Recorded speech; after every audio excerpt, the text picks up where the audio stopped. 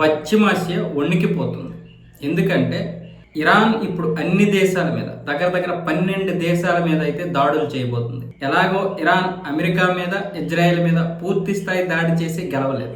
అదే ఇప్పుడు వీళ్ళకి సపోర్ట్ చేస్తున్నటువంటి దేశాలు, ముఖ్యంగా వాళ్ళకి స్థావరాల కోసం ప్లేస్ ఇచ్చినటువంటి అన్ని దేశాలని కూడా, అందుకే ఇప్పుడు యుఏఈ, దుబాయ్, ఖతారు, బహ్రెయిన్, ఇజ్రాయెల్ ఇలా 12 దేశాల మీద దాడులు చేస్తుంది. ఈ దాడుల వల్ల ముఖ్యంగా దుబాయ్ అయితే వణికిపోయింది. ఎందుకు? బుర్జ్ ఖలీఫాతో పాటు అక్కడ ఉన్నటువంటి మిగతా ప్రపంచ స్థాయి హోటళ్ల మీద కూడా దాడి జరిగింది. ఆ దాడితో పాటు ఇప్పుడు ఈజిప్ట్ మీద కూడా దాడి జరగబోతుంది. ఆ దాడితో పాటు మరికొన్ని దాడులు, యుఏఈ మీద ఒక పిల్లవాడు, ఒక తల్లి, అలాగే మరొక గర్భిణి, ఇలా రకరకాల ప్రాంతాల మీద ఇరాన్ అయితే దాడి చేస్తుంది. ఈ దేశాల మీద దాడి చేస్తే ఈ ఒత్తిడి మీద అమెరికా, ఇజ్రాయెల్ దారికి వస్తాయి, లేదా కనీసం వాళ్ళ మీద దాడులైనా ఆపుతాయి అనే ఉద్దేశంతో ఇప్పుడైతే ఇరాన్ వీళ్ళ మీదే ఎక్కువగా ఫోకస్ పెట్టింది.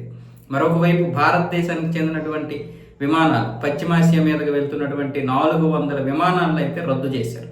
ఇక చైనా కూడా అనేక 620 విమానాలని రద్దు చేసింది.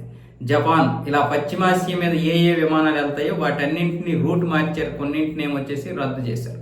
ఇలా కొన్ని వేల విమాన సర్వీసులు అయితే ఆగాయి. మరొక వైపు ఇటువైపు ఏమొచ్చేసి పశ్చిమాసియా వణికిపోతూ ఉంది. ఇక్కడ భారతీయులు కూడా వణికిపోతున్నారు. ఎందుకంటే ఒకటి కాదు, రెండు కాదు, అన్ని దేశాల్లో ఎంతో కొంతమంది భారతీయులు అయితే ఉన్నారు.